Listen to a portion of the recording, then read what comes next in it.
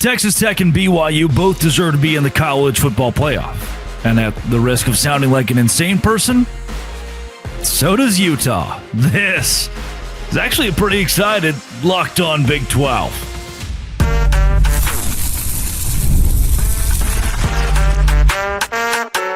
You are Locked On Big 12, your daily podcast on the Big 12 Conference. Part of the Locked On Podcast Network, your team every day. Happy Sunday, everybody. Welcome into Locked On Big 12. I'm Drake Toll from America's #1 Big 12 podcast, Locked On Big 12. Thank you for making this show your first listen every single day. Part of the Locked On Podcast Network, the #1 sports podcast network in the world. This is a perfect week.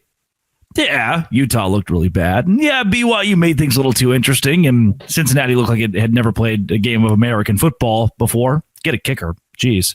And look, across the board, some things were sloppy. But results-wise, this is what the Big 12 needed. That's where I'm going to start then. Kansas State was robbed by the Big 12 refs. What if that's true? What if that is a statement that it's a statement of fact? Multiple calls at the end of the Utah game that I went back and reviewed, and yeah, things look fishy. Is the Big 12 becoming the SEC and helping the teams that need to be helped at the top? Maybe. Then BYU won.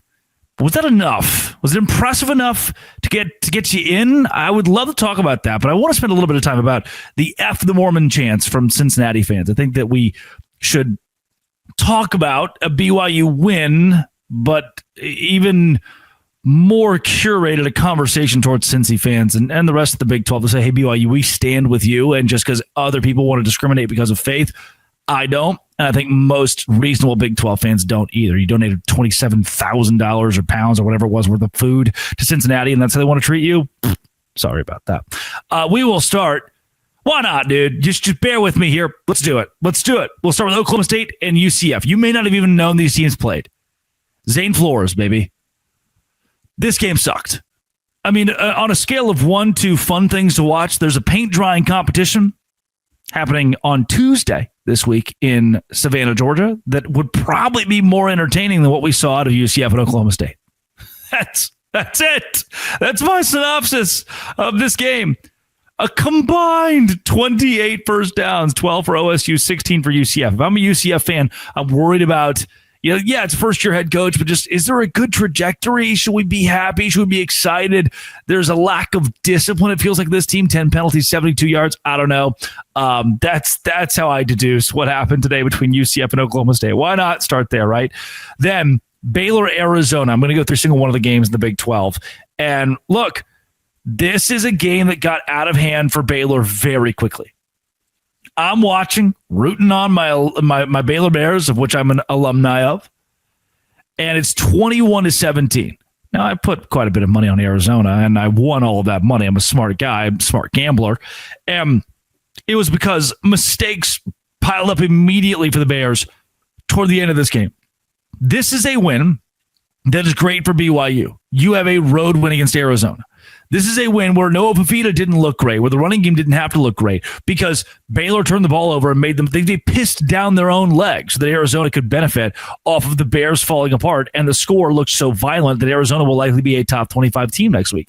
And that is going to help Iowa State, a school that BYU, I should say, has beaten on the road. This win is going to help Houston build up their resume despite them losing to TCU. That is beneficial for the Big 12. It's going to help. It's going to help the way that we look at a conference, the more that Arizona wins down the stretch. So I don't mind them winning this game at all, especially the fashion in which they won it. And Arizona, it looks really good, a lot better this year than they did last year. Kansas and Iowa State. I watched almost all of this game, and Iowa State flat out dominated. I thought Kansas defense was Swiss cheese, just not good whatsoever. And that Iowa State didn't play its best game as good as they were. Like, I know it's kind of weird to say, but this is as healthy as we've seen them play in a long time, and they looked so good. But I feel like their best was still left out there, in that if Iowa State could bottle things up and play at their peak the way they were playing early in the season for the duration of the year, they could win games in the college football playoff. I genuinely believe that. And I thought this game, they left a little bit off the, to be desired, a little bit left on the table. And I love that. It just shows that Iowa State's gritty, dog. Like Rocco Becht, 18 for 23, 3 touchdowns, 98 QBR, perfectly efficient. Carson Hansen running the football was incredible. I thought the offense of Iowa State running the ball 50 times for 221 yards was great. And there were a couple times Kansas just stalled out. And it made me think like, Kansas, here's your opportunity. They went 5 for 9 on third down. That's really good for the Jayhawks. 323 yards isn't the worst thing in the world. They ran the ball at 6.3 yards per carry. Like Iowa State's defense could have been a little bit better, but then they only allowed 14 points. This version of Iowa State turns heads, wins games, and is a top 15 team in the country. We just didn't get that over the course of the year. Tough game, TCU and Houston. I watched this entire thing at a bar, and honestly, like this was Houston just shooting itself in the foot, and not a very fun game for either side. 17-14 wasn't good. If I look at the drive chart, honestly, yeah, that's it. The drive chart. That's what I should call this. It was 14. Houston was down 14-0 in the second quarter. How did this game only end 17-14? I can tell you how. Let's go to the third quarter and look at the drive chart. Punt, interception, touchdown. Don't get too excited. Punt, field goal. Houston misses a field goal, very crucial. TCU turnover on downs. Houston misses a field goal, chip shot, end of the game. Bad, like a 38-yarder. Bad for Houston. Had the opportunities to win it. I felt like TCU could have dominated this game a little bit more if they had really, we had just put some oomph into it. They've turned the ball over 4 times. 3 Josh Hoover interceptions is not good. This was a crappy game. The Big 12 lost a top 25 team. That part stinks, but also TCU winning. I just don't think, I think now we have our 3 teams that sit at the top of the conference. And if you want to argue anything outside of that, it's like, okay, you can argue who they've beaten. They've each beaten teams that are above 500, but Houston's kind of that one who is an outlier. They did not play Utah this season. They did not play BYU this season, and Texas Tech doesn't really need a resume bump. So because they're not going to help Houston's not going to help BYU or Utah. Them losing, I think, doesn't hurt the Big 12 conference as much as it could. But man, Houston, I had money on you. I trusted you, and you did this to me? Gross. All right, let's do it. Utah, Kansas State. I'm going to talk at length about this in the middle of the show and how, whether or not Kansas State got screwed over. But boss, I'm sick to my stomach if I'm a Kansas State fan. I cannot believe, I don't know how you lost this game. Up by 10 late. Utah scores 16 points in the fourth quarter and finds a way to win. The probability of you winning this game for Kansas State was like 98 at one point, and you just fell apart. Avery Johnson, 12 for 23, but it wasn't even that. The officiating, bad. I'll talk about that. You held Devin Dampier to 18 for 33. That's pretty darn good. You ran the ball. I mean, look at this. 293 yards for shoe on foot Joe Jackson. 24 carries, 293 yards, 3 touchdowns, 12.2 yards per carry. Antonio Martin Jr., 5 carries, 89 yards. Avery Johnson, 12 carries, 72 yards. How do you not win that game? How do you not win this game? Part of it could have been the officiating with the late mistakes, the stupid mistakes, the Avery Johnson turnover there at the end of the game that didn't give you an opportunity to win the game on the last drive, or at least compete for it. The turnover where you threw the pick 6 in the end zone that actually was a pick 2 that comes back in the 2-point conversion. That part sucked. Like, this just has to be a win for Kansas State, but the Big 12 wins. This is, again, how kind of this week was the perfect storm for the Big 12. Utah winning is great when you consider the Big 12 needed Utah to win. Plain and simple. The more they win, the better shot they have the college football playoff, and that's going to help the Big 12 conference. We'll talk about games that paint dry. The end of this Colorado-Arizona State game sucked. As much as Kenny Dillingham wants to tell me that Jeff Sims is an NFL quarterback, I don't like watching him play football. Now, 11 completions for 206 yards, those are good, but 11 for 24, that's not good. Raleek Brown, though, 22 carries, 255 yards, 11.6 yards per carry. That's the offense of Arizona State under Kenny Dillingham will forever be predicated on the run, and that's great. Julian Lewis, Juju, 19 for 38. Bad, man. We're just not putting him in good spots. We're not. Colorado once again struggles to run the football. 30 carries, 135 yards. Not going to get it done in a game like this. They lose 42-17 at home, and you can't fire Deion Sanders. You cannot fire Deion Sanders. But what are you living for? What's left here? And if you're Arizona State, you're going to continue to move up in the college football playoff rankings, and that loss at Utah makes Utah look even better. 42-10 was the final score in that one. You know, you're helping out the Big 12 by finishing 9-3. And Arizona State will be a ranked matchup this week, which is great for the Big 12 conference. You really can't lose because the winner is going to stay ranked. The loser will drop out, no doubt, but the winner stays ranked. That's great. That's great. Arizona State is back. They look a lot better. I'm very proud of Arizona State for how they've built it back this season without Jordan Tyson for the entire year, without Sam Levitt for a large portion of this season. And there's BYU. Yeah, I did a standalone reaction episode talking about this one yesterday. I thought Bear Bachmeier's arm, again, wasn't that impressive, but who gives a rat's butt?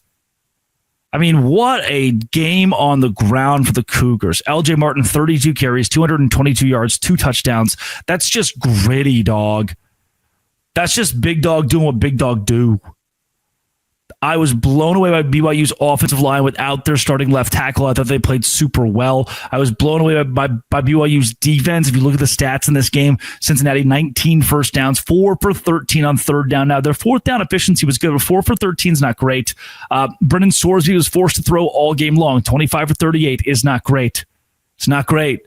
87 rushing yards, only 23 carries as a team, 5 penalties, 40 yards. Cincinnati looked bad. Their kicking game was bad. The stat of the game, though, BYU 38.5 minutes time of possession.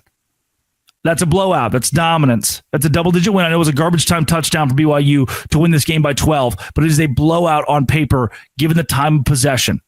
Given the fact that Cincinnati ran the ball 23 times for 87 yards, BYU was that team. They're a college football playoff caliber team. It's good. It's good. Our teams needed to win one. I hope the college football playoff committee does not fault Utah. Like A&M had that game against South Carolina last week, and I think that the Kansas State is better than South Carolina. They're hotter right now, for sure. Momentum is there for them, you know? So I'm hopeful Utah doesn't get docked by much. They shouldn't get docked by much. Miracle week for them, though. Wow. What a win. What a win. Coming up, was it legitimate? Did Kansas State get screwed by the refs in the Big 12? Are we becoming the SEC? Is the College Football Playoff Committee, swaying how our referees call these games? I have the answer. This is Locked On Big 12. Today's show is brought to you by Wayfair. The holiday season is right around the corner, and that means it's time to get your home ready. Whether you're needing more seating for guests, cozy new linens, or fun serveware for holiday hosting, Wayfair's Black Friday sale is here to help you make your space shine. The best part? Don't have to wait. Wayfair's Black Friday deals are happening all month long with up to 70% off everything from sofas to spatulas. So I upgraded my spatulaware. I realized this week, actually, I have a ton of stuff for my griddle outside, but not enough spatula stuff for the actual kitchen.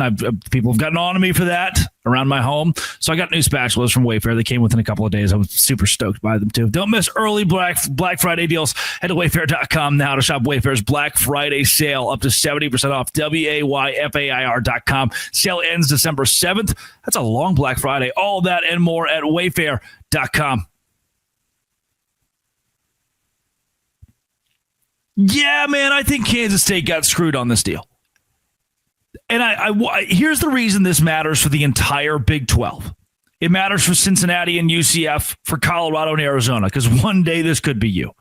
I need you to know we are not the SEC. I have seen SEC teams get screwed over and royally because the better team, the higher ranked team, needed a position for the college football playoff, whether it be 4-team or 12-team. We watch leagues like the SEC or the Big Ten say, here's a flag on the team that is the underdog and not supposed to win. The Big 12 is not built on that, not predicated on that. That's not something the Big 12 should subscribe to. And in this Kansas State game, I kind of think it's what happened. Now, I didn't tweet about it much. I didn't go live immediately and say, this is complete robbery. But after a while, you look at enough of this, and dog, I can't get around it. There's some stuff that's fishy. First and foremost, officials call an illegal substitution, which is impossible to call when the offense substitutes. So there was a spot in the BYU and Cincinnati game where Cincinnati, late in the first half, they're trying to go 2-minute drill. They decide to sub the offense. BYU says, hey, D-line, walk to the sidelines. Backups, walk in. Because the more you walk, the more time goes off the clock. And by rule, the Big 12 has to give you time to substitute your players. Whereas for Kansas State, for some reason, there was an illegal substitution called because they had 12 men on the field when they weren't even given an opportunity to substitute. It's as if so it wasn't too many holding calls at the end of the game. No, there are written rules, things that are set in place. It wasn't, that's fishy, but instead it was, hey, that's straight up wrong. Pick up a pass interference flag on a 2-point conversion. It's Snyder's windbreaker at KSU windbreaker had a really good rant about this on Twitter, where there is a receiver pretty clearly textbook pass interference in the end zone for Kansas State who's being held up. Flag is thrown. The flag is thrown for pass interference. The flag is on the ground in the end zone. A Utah DB runs the ball back, scores 2 points for the Utes. Ends up being pretty key in them winning the game. I mean, there's a chance you see that they won the game in the end, and I do think Utah's a better team. But if that doesn't happen, Kansas State has 48 points and Utah has 49 points. That gives Avery Johnson and company the opportunity at the end of the game to go for a field goal. They schedule things and look at things differently in their 2-minute drill. Everything's different. They don't need a touchdown. They just need 3 points. That would have been the difference if the pass interference was called. But the second the Utah player returned it for 2 points, it was picked up off the field. The official said, I don't know. There's no penalty on the play. Let's move on. Why? The refs threw the beanbags down, signaling a fumble on a pass catch. Ruled incomplete. Don't even review it. Watch that one too. And honestly, I thought pretty clearly from my view, it was an incomplete pass. It was not a fumble. But you would at least think if the beanbag gets thrown for fumble, you take a look at it. They didn't. Now, KSU windbreaker goes on to say that there were spots regularly 1 or 2 yards short of where the announcers thought it should be in the conference, and the leadership can get all the way fornicated. So, an emotional response, no doubt, to what happened. But the more I look at this, the more I think there were tweets from TCU fans, from Kansas fans for some reason, from everybody under the sun who's not a Utah fan saying that this is bad. MJ from Kansas says the entire country is watching this, and the Big 12 referee crew has the entire conference looking like pro wrestling. It wasn't that outside of the box that the idea of at least Kansas State losing and it looking rigged to the rest of the country. That's not good. and what's even worse than that, kind of the oddity story of this is the Chris Kleiman reaction after the game, what he said at the podium after the game. So look, I'm not going to give Kansas State the win here, but yeah, dog, this looked like what the SEC does when it hoses the little man, the underdog, to give the opportunity to the big dog to go to the college football playoff. The Big 12 officiating crew kind of gave Utah a bone. If you're a Utah fan, look, don't complain about it. If you're a Utah fan, I don't think this is the opportunity for you to die on the hill of, we're so sad, we're so upset. This is something that we should, absolutely protest. And you Kansas State fans are just mad and evil people. No, you can accept the fact the Big 12 might be sticking its neck out on your behalf. That would ultimately help you as a team if you're trying to make the college football playoff and become a stalwart in this conference. Zero doubt in my mind that is the case. Now, with all respect there, I want to be very clear that Utah won the game, but things were fishy. Then Chris Kleiman just crapped over all of this stuff for me. He comes to the podium, he's crying, and I want to feel bad. This is very clearly your job. This is, like when my job goes poorly, I'm an emotional person too. When my job goes poorly, I can't cry. And there are times for it, but this just didn't seem. Here's what he said.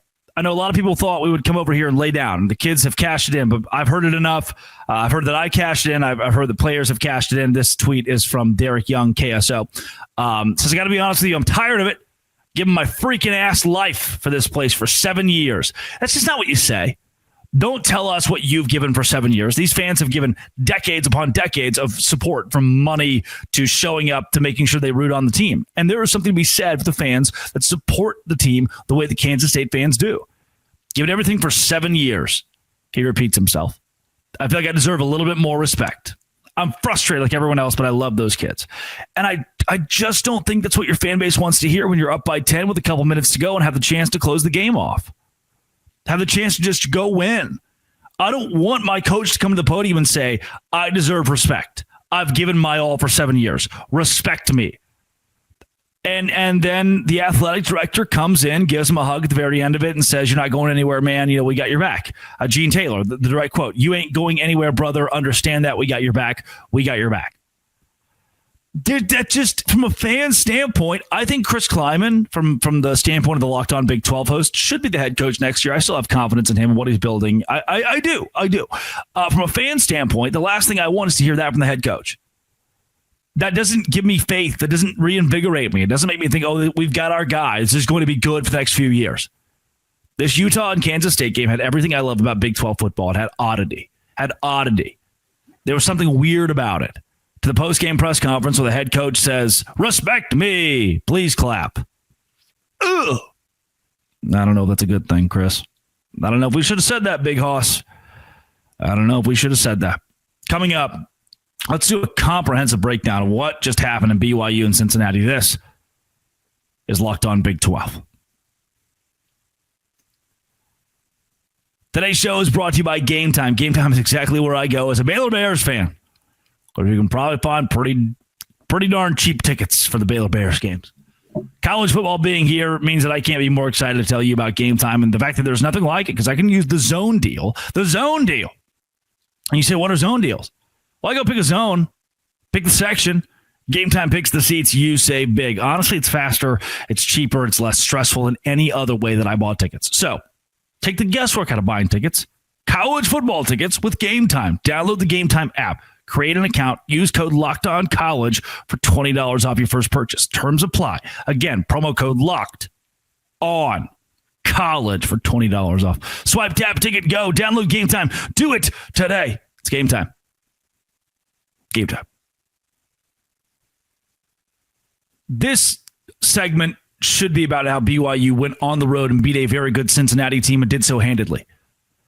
But I want to be very clear to BYU fans, to Utah fans, to Arizona fans, to Cincinnati fans, to UCF fans who are members of the Church of Jesus Christ of Latter-day Saints. This conference stands with you. The Big 12 stands with the, quote, Mormons, which Cincinnati chanting F the Mormons, yet another fan base who wants to attack the religion of a university, the faith of a university, the faith of players on the field. I can't imagine the strength it takes. It's so interesting to me for somebody who hosts a Big 12 podcast. I never thought that I would, have this role of trying to police a conference or at least bring awareness to a conference of just don't bring religious hatred into football. Imagine playing a game, a sport, and someone is attacking your faith and your beliefs from the stands in herd mentality. That's what BYU fans deal with. That's what Cincinnati fans who are members of the church, who are LDS, who are your, quote, Mormons, that's what they deal with when F the Mormons breaks out over a college football stadium. And I think it should be very clear from the Big 12 that, all right, we saw this from Colorado. We've seen it from Arizona. It's happened at Stanford or Oregon or wherever, that when you do it in this league, there is a zero tolerance for religious hatred. Because again, If it was F the Catholics, F the Baptists, F the Jews, F the anybody else, it would immediately be a penalty on the field. There would be some instant repercussion, some instant consequence. And that's where the Big 12 is going to have to move. Because if you find Cincinnati, and you should, the same way you find Colorado, I take this very seriously as someone of faith myself, and you should find them. But those kids who don't know what they're saying, who don't know what they're chanting, the drunk 21-year-old, the drunk 22-year-old, they have no idea what they're spewing. They don't have to pay that $50,000, $100,000. They don't feel that in their pockets. They don't feel the effect of that. The university does. And it's the same thing as when a school is fined for rushing the field. The students don't care. They still rush the field. It's not that rushing the field and religious hatred are the same thing, but it's the fact that the fine is not felt directly by the students. At least they don't feel like it is. Yeah, it's in your tuition, no doubt, but they don't see it directly go from my hand to the Big 12 conference, and it should. And moreover, Jake Hatch, he tweets, F the Mormons chance tonight at Cincinnati's crowd. A fining coming from the Big 12 if precedent holds from the Colorado situation earlier this year. Do you understand? Like, I was told by a source on site that the university at Cincinnati, the PA guy, had to make an announcement to calm down the Cincinnati fans from throwing stuff on the field or chanting these things. This is the same group of people who came into your school this week. And I'll read this verbatim. Ahead of BYU's game, this was shared by Carter Bennett on Twitter. It says, ahead of BYU's game with Cincinnati on Saturday, the Church of Jesus Christ of Latter-day Saints sent a 27,000-pound food donation for Cincinnati's on-campus Bearcats Pantry to support students facing food insecurity. It's the largest single donation in the pantry's history. What I call for is not just accountability. What I call for is not just the Big 12 standing up for BYU, standing up for a faith, standing up against religious hatred. What I call for is the ignorance to be expelled, for the ignorance to be cast out, and for the ignorant to be educated.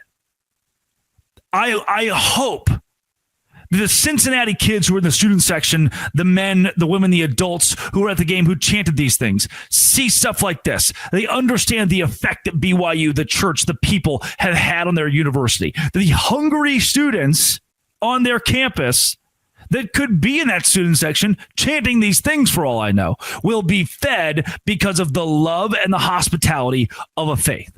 This isn't, and you know what? This isn't about BYU. This isn't about BYU. This is about Utah. This is about Arizona. This is about Baylor. This is about UCF and TCU and Texas Tech, the members of the church who support those schools, who support those student athletes, who support those people. This is about a faith. It's about discrimination having no place in the Big 12. And man, what's wild to me is how, like, the low-hanging fruit of here's what you have to do. This is from Derek Paulson. He says on Twitter, just substitute BYU for Mormons and nobody bats an eye. F BYU. F BYU. Don't clip that. Don't clip that. I've heard Utah fans chant that. I've heard plenty of fans from other fan bases just chant, F Baylor, F TCU, F Texas Tech. And when you do that, hey, boss, it's not my personal deal. I don't love that thing. I'm not going to say F so-and-so. It's just not my vibe personally. Not how I like to conduct my business. But if you want to do that as a 20-year-old in the student section, you be my guest. And here's why. Because it's not religious hate. It's not discrimination. It's not something that is offensive. It is looking at the other side and saying, I don't like you, in a way that I think is vulgar and crass and doesn't really have a place. Like, I don't think it's going to help you at all. It's like when they chant overrated. You've diluted your win. Hey, you guys are overrated. Okay, you just beat the team that's overrated. It doesn't make any sense. F so-and-so. If I'm the left tackle for Cincinnati or for Arizona or for Colorado or for West Virginia and my fans are chanting F TCU, I'm not like, yeah, man, I'm playing better now, baby. I think that has no place. But you can do it because you're not attacking somebody's eternity. Like that. This is more than just, these cute BYU fans. Like, this is a way of life for people. Religion's a way of life for me. We don't say, and look, again, you can sit in your glass house. That's the way I'm going to put it. And you can say, the Church of Jesus Christ of Latter-day Saints, the Mormons, if you want to call them that, they're weird. Well, dog, look, that you can, in your free time, if you want to make fun of religions, if you want to make fun of how people value their eternity and value their faith and value what they want to believe in, that is between you, yourself, and that's all. But at the second you bring it into college football, there is just not a place for that in the Big 12. And I think that this conference should once again stand tall, stand firm in saying, hey, you can sit there and say that the Baptists are weird, man. They're weird. I mean, you dunking somebody underwater? What? Hey, the Church of Jesus Christ, they're weird, man. They're weird because the Joseph Smith thing. It's like you have the personal right to say that. It doesn't belong in a college football game. And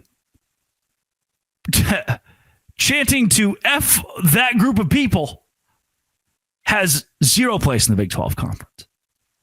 And again, as somebody who's not a member of the church, but as a member of faith myself, I think until we have eradicated this conference-wide, then we have a problem. We have an issue. And it needs as much awareness as possible. And I'm happy to be the guy of faith myself, to bring it to the forefront. I hope that they're fined, and I hope that every bit of that fine goes back to the church. That'd be the best way for the Big 12 to handle it. And I hope from now on, a penalty on the field is enforced for religious hatred. It should be. Otherwise, this won't go away. We stand with you, BYU. We do. This has been and always will be Locked On. Thank you for making this your first listen every single day. Dose Grande.